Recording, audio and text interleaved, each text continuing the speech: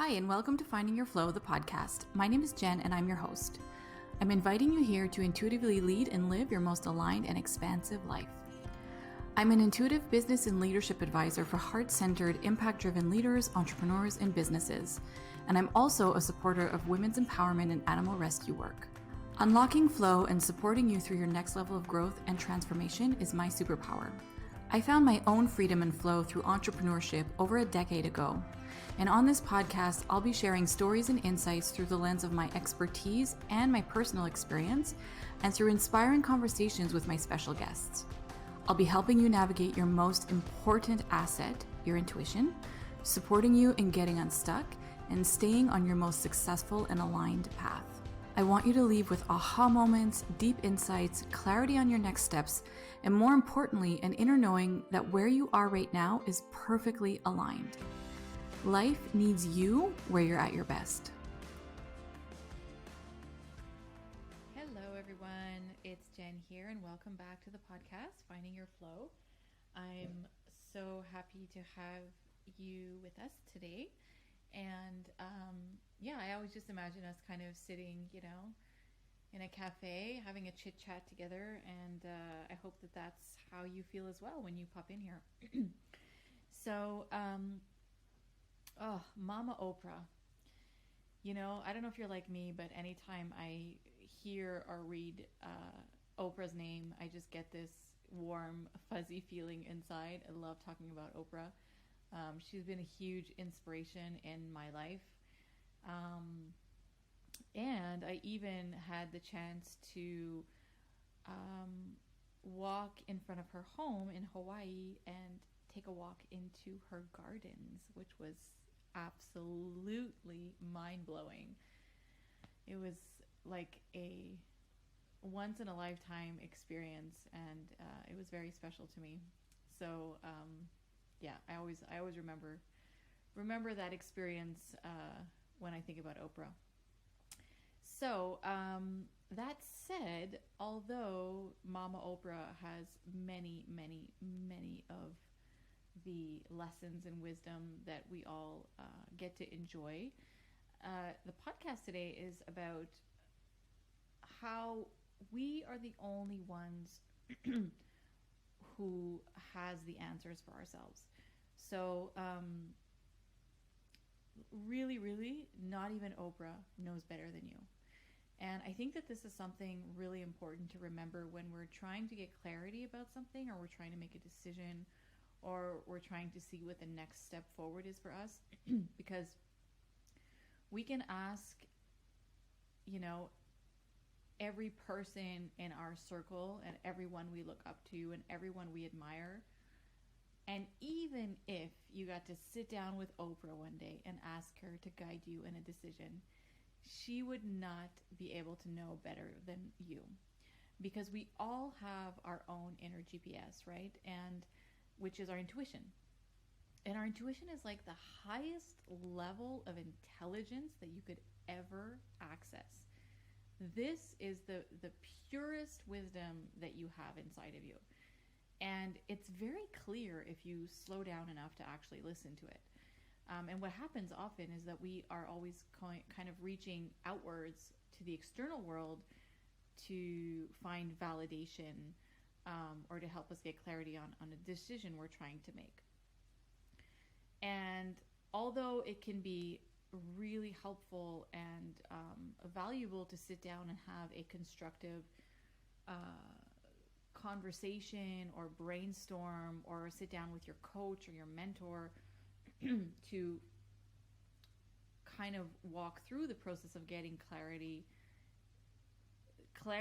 is not going to come, like, the other person does not have the clarity or the answers for you. You're the only one who has that. So when you're sitting down in a conversation with a coach or a friend or whatever, and you're trying to, find clarity about whatever you're trying to find clarity about, it's important to look at it through the lens of trying to tap more deeply into your intuition. So it's not about like letting someone else help you find clarity from their perspective. It's maybe, using the other person's wisdom and skills and expertise to help you navigate more clearly your own intuition.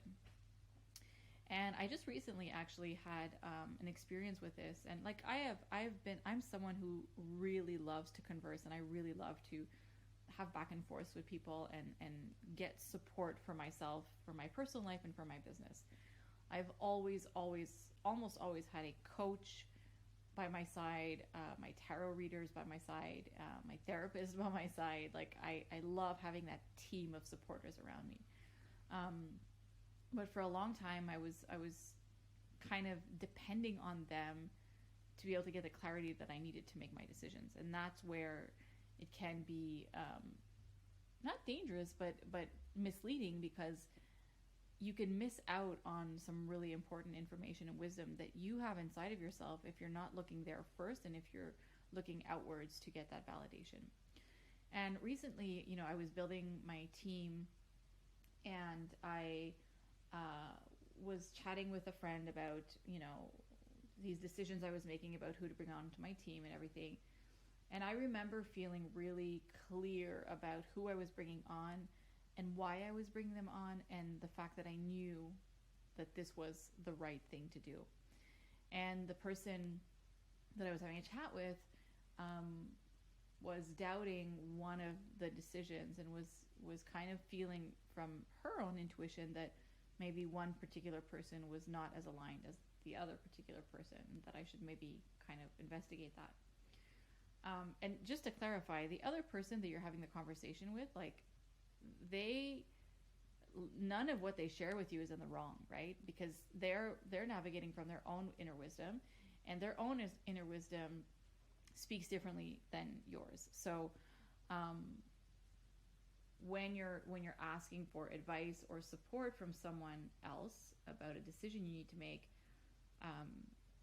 it's important to see that and know that, so that you're not putting the responsibility on the other person, right? So if you're going out to ask for advice from someone else, you need to take on that responsibility and know that whatever decision you make, whether it's through your own wisdom or through theirs, is your responsibility. So I just want to highlight that, because I think it's really important to remember that the people that we're getting support from are not responsible for you and for your decisions.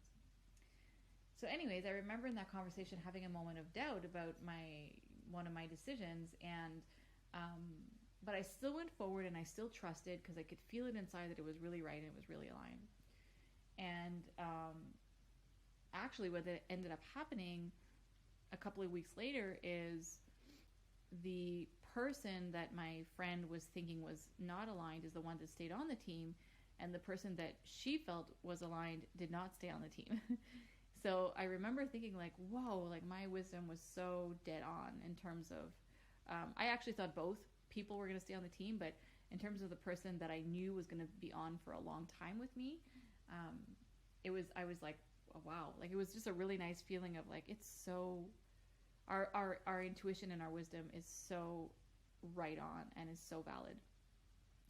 So, and I know that, especially right now in the online business world, there's like this hierarchy happening of like, we look up to people that like are appearing very successful in what they're doing, and it's like we think that they have more information or more knowledge or more wisdom than we have, but they don't, because strategy is not wisdom.